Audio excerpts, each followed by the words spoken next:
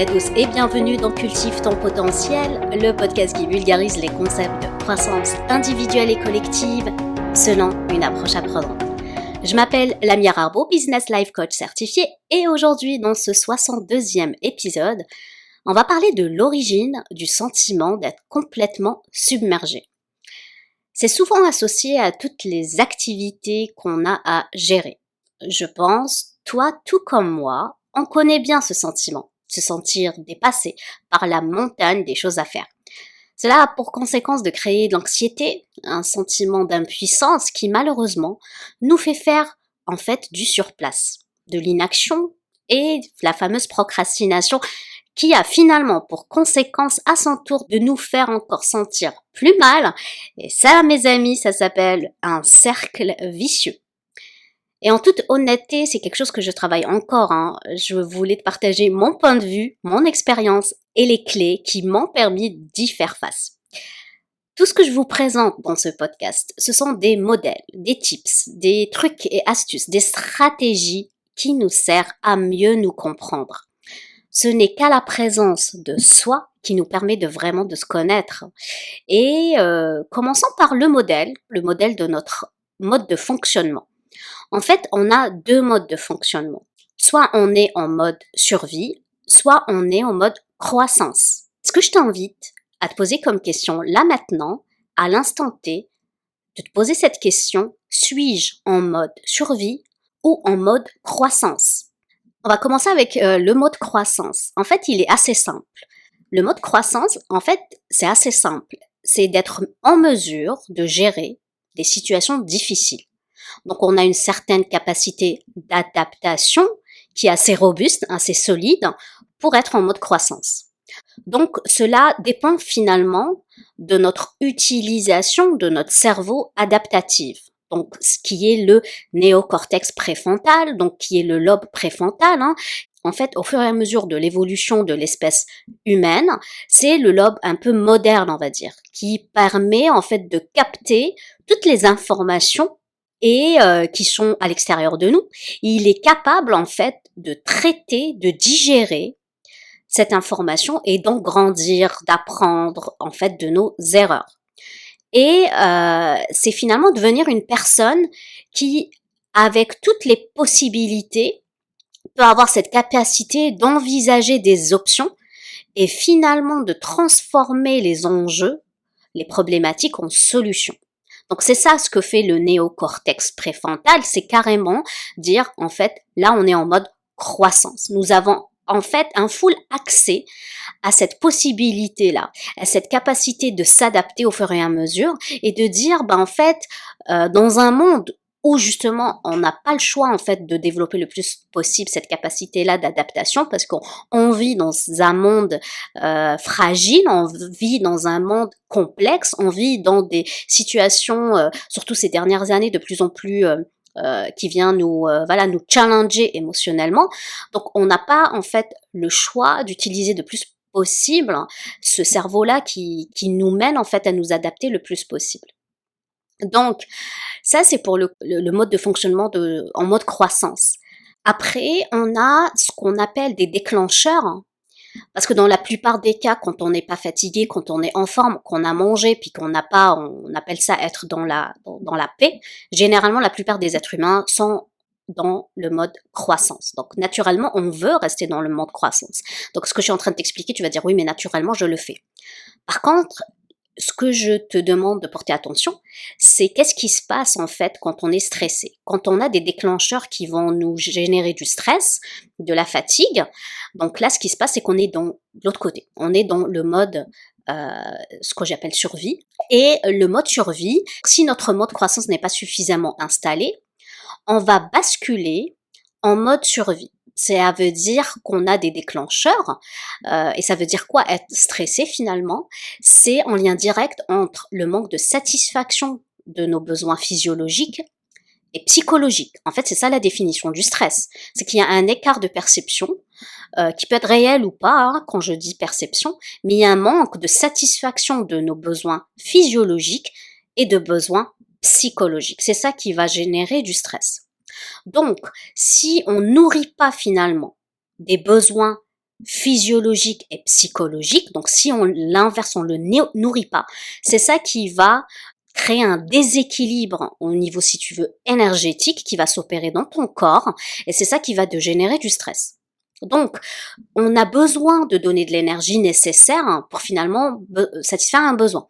Et du coup, nous, comme on est adulte, parce que quand on était petit, je sais pas si tu as cette impression-là, on a cette impression quand on est enfant qu'on n'a pas de stress. Parce que tout simplement, ces besoins-là physiologiques et psychologiques sont nourris par nos parents, en principe. Donc, si quand on est enfant, on n'avait pas ce stress-là de remplir ces besoins-là, ben on avait cette enfance qui était idyllique, on se disait ben c'était cool quand on était enfant parce qu'on n'avait pas ce stress-là. Là on est adulte et là où mon Dieu, on a cette responsabilité de soi. Et ce qui se passe dans la plupart des cas, c'est que on blâme les autres de nous avoir pas finalement nourri ces besoins physiologiques ou ces besoins psychologiques. Et ce que je t'invite aujourd'hui à faire, c'est de prendre conscience de ça en fait. Quels sont tes besoins physiologiques? Quels sont tes besoins psychologiques? Qu'est-ce que tu as besoin en fait pour que tu peux t'autosuffire pour les nourrir?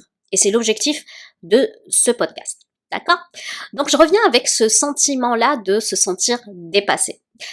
Ce n'est pas juste une émotion, d'accord? Donc c'est un sentiment, donc c'est une rumination qui est derrière. La différence entre une émotion et un sentiment. Une émotion, c'est une vibration dans ton corps. Le sentiment, c'est toutes les perceptions que tu peux en faire, donc toutes les pensées que tu as. Rappelle-toi le modèle, donc tu as les circonstances qui vont déclencher des pensées, qui vont générer des émotions. Donc en fait, un sentiment reste une pensée, qui va indiquer dans ce cas-là un manque de clarté, tout simplement, sur les choses qu'on a envie ou qu'on désire faire. C'est ça en fait le sentiment d'être dépassé et de se sentir submergé. Donc tu vas me dire oui bon, Lamia c'est juste ça, un manque de clarté, mais j'ai envie de dire oui c'est aussi simple que ça. Si tu te sens dépassé, ben peut-être que tu as besoin de faire un petit bilan et de dire ok, elles sont où mes priorités, où sont mes priorités, où je manque de clarté.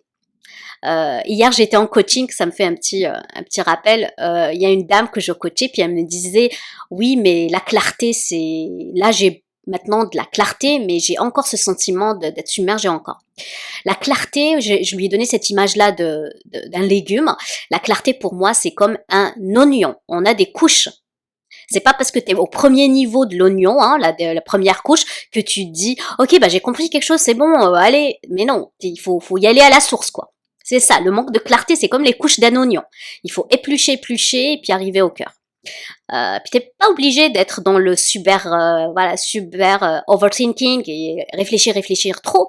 C'est le manque de clarté en fait qui te permet d'avoir la clarté sur la cause source, sur quelle est l'origine de ton problème et quels sont en fait tes besoins physiologiques, tes besoins psychologiques qui te permettent en fait de nourrir et de sortir de ce mode de survie. Et là maintenant, j'aimerais que tu imagines une journée ou une période de ta vie où tu ne t'es pas senti débordé, submergé. Tu t'es levé, tu étais bien, tu allais avoir une belle journée. Cela peut être intéressant de savoir en quoi c'était différent. Et est-ce que tu savais quoi faire? Est-ce que tu avais de la clarté sur des priorités? Et surtout sur ce qui était important pour toi. Dans mon cas, je voulais te partager un épisode il y a quelques semaines. C'était lors d'une formation, c'est une formatrice qui m'a posé cette question. Oui, je prends des cours, tu le sais, je suis une éternelle étudiante, c'est ça ce qui me permet finalement d'apprendre, de grandir et d'offrir moi-même du matériel de qualité. Bref, elle me posait une question style brise-glace, et elle m'a dit, ok, Lamia, quelle est une bonne habitude pour toi? Bon, j'étais interloquée, dans le sens que l'habitude, on pose la question inverse. Quelles sont tes mauvaises habitudes? Et là, c'est intéressant de voir l'inverse en fait. J'ai pris 10 secondes de réflexion et ma réponse était limpide. C'était très clair. C'était ma fille. M'occuper d'elle, pour moi, c'est ma priorité. Elle est très importante pour moi. Donc, en fait, ça veut dire quoi? C'est-à-dire, je la fais passer en premier, c'est normal. Donc, en fait, répondre aux besoins de ma fille, ça veut dire que c'est répondre à mes propres besoins, finalement. Et là, attention, je ne parle pas de sacrifice de soi. Je parle plutôt d'avoir la conviction profonde que tout ce que je fais ici, maintenant, c'est pour son propre développement. Et finalement, tout ce que je fais et ce que je réalise va devenir un modèle pour elle. Et du coup, lorsque je vais prévoir partir 3 jours pour le travail, parce que oui, j'ai prévu de partir un 3 jours au mois de décembre pour le travail, donc ça veut dire que je fais en sorte de la laisser entre bonnes mains, et je me suis assurée de sa propre sécurité physique et émotionnelle pendant mon absence. Donc je ne suis pas dans le sacrifice de moi et de dire ok, je suis là pour elle et je vais me sacrifier. Au contraire, je suis dans un mode croissance sur les choses qui sont importantes pour moi, notamment ma fille. Donc tu vois, là on parle de quelque chose de presque du sacré. Ok. Donc ma question pour toi, qu'est-ce qui est important pour toi? Qu'est-ce qui est sacré pour toi? Est-ce que cette importance fait partie de tes bonnes habitudes de vie? Si c'est oui, pourquoi? En quoi c'est important pour toi? Et si c'est pas le cas, comment tu peux remettre le focus dessus? C'est ça qui m'a permis en fait d'avoir de la clarté. Donc c'est une clé que je veux te partager. C'est ça qui m'a permis d'avoir de la clarté, de me remettre tout le temps le focus pour reposer la question. Qu'est-ce qui est important pour toi? D'accord? Une clé qui te permet aussi de faire le ménage de ce que j'appelle laver les lunettes des perceptions, c'est ce que j'appelle le rééquilibrage des perceptions. Je le dis le plus souvent, je le partage avec mes propres clients et je te partage ça en espérant que cela fera écho sur toi, autant qu'il en a fait pour moi. Donc c'est quoi le rééquilibrage des perceptions? C'est en fait, ça te permet d'envisager, de voir une situation donnée. Donc dans un contexte donné, une circonstance passée, actuelle, et même future, mais dans un nouveau jour. Donc la circonstance, c'est tout ce qui est extérieur de toi. Ça peut être un projet, ça peut être un défi, ça peut être ta relation avec quelqu'un, ça peut être ta relation avec ton corps, ça peut être des priorités que tu as envie d'avoir, de la clarté sur tes projets. Pourquoi je te parlais du futur, ça peut être aussi une ambition que tu avais, de dire ok moi j'ai envie de me lancer, d'écrire un livre, de créer un blog, pourquoi pas tout simplement de se dire ok moi j'ai envie d'avoir ce poste de direction, de devenir VP, de devenir actionnaire, de lancer ma propre entreprise. Bref, ça peut être axé sur le futur pour faire un rééquilibrage des perceptions, puis ça peut être aussi par rapport à comprendre une situation passée. Donc regarder un enjeu, une problématique que tu as eu dans le passé et qui revient. Et ça te crée une rumination en fait. Et là tu te poses la question, tu te poses et tu te dis ok là j'ai besoin peut-être de voir la situation sous un nouveau angle parce que tu la traînes comme un boulet, ok? Puis ça te fait tirer vers le bas. Donc c'est ça, être en mode survie. Donc c'est être tout le temps dans la peur finalement de cette situation se reproduit ou ne pas savoir quelle posture prendre. Et là je t'encourage à faire ça. Donc l'idée du rééquilibrage des perceptions, c'est en fait trouver des pensées alternatives. C'est creuser au plus profond de soi pour puiser ce que j'appelle le puits de la sagesse. Le puits de la sagesse, c'est ce aha moment où tu dis ah ok, là j'ai compris. I get it. Genre, tu le comprends et tu lâches prise. Rappelle-toi, on est tout le temps soit en mode survie, en mode croissance. La sagesse, c'est ce levier qui te permet de passer du mode survie vers le mode croissance. Et ici, puisqu'on va parler de la mode croissance, pour ceux qui connaissent la CNV, donc la communication non violente, je pense qu'il est temps que je fasse vraiment un épisode là-dessus parce qu'en ce moment je ne parle que de ça. Avec mes clients, j'ai l'impression d'être tout le temps la girafe ou le chacal. Donc pour ceux qui connaissent ça, la girafe finalement c'est le mode croissance, le chacal c'est le mode survie. Et pourquoi c'est important d'utiliser ce genre de moyen qui te permet aussi d'être ce levier-là, qui te permet d'être en mode croissance, car nos perceptions, en fait, nous jouent des tours. Souvent, dans une situation, surtout lorsque celle-ci est émotionnellement éprouvante, nous pouvons voir le monde au travers d'une loupe qui va déformer les choses, la réalité. C'est ce que j'appelle jouer des tours. Donc pour sortir de ce cercle vicieux, je te propose ce rééquilibrage des perceptions pour nous recentrer et nous focaliser vers qui on veut être, ici, maintenant et dans le futur. Donc finalement, nos peurs et jugements, en fait, ils construisent la façon dont nous percevons le monde d'aujourd'hui. Donc finalement, rester dans le mode survie aura des conséquences sur la définition de notre monde. Qu'est-ce qu'on construit comme le monde d'aujourd'hui et ce qui est important pour nous. Donc, c'est sûr qu'on a toutes et tous des expériences passées, des apprentissages, des rencontres Et tout ceci nous a construit, ça nous a modelé jusqu'à aujourd'hui. Et le secret, je pense, dans le rééquilibrage des perceptions, c'est de commencer à avoir de la gratitude pour tous ces moments, ces rencontres, qu'elles soient agréables ou désagréables. Rappelle-toi le 50%. C'est ne pas juste dire, ok, ben moi j'ai eu des choses super bien dans ma vie, mais malheureusement j'ai eu des pépins. C'est au contraire, c'est d'être dans l'accueil et de l'acceptation des choses super désagréables qui sont passées dans le passé. Oui, même les plus difficiles, car cela fait partie de notre histoire. C'est en portant un autre regard sur cette situation passée qui nous permet de mettre le socle de notre futur. Et tant que ce rééquilibrage des perceptions actuelles sur notre vie passée n'est pas fait, c'est ça qui va nous traîner, que j'appelle le boulet. Okay?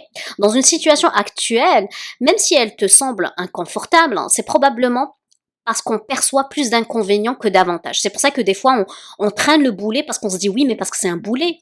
Et en fait, dans le listing de tous les inconvénients, plus important que les avantages. Donc, tu as une perception que tu es en mode perte. Donc, plus de pertes que de gains.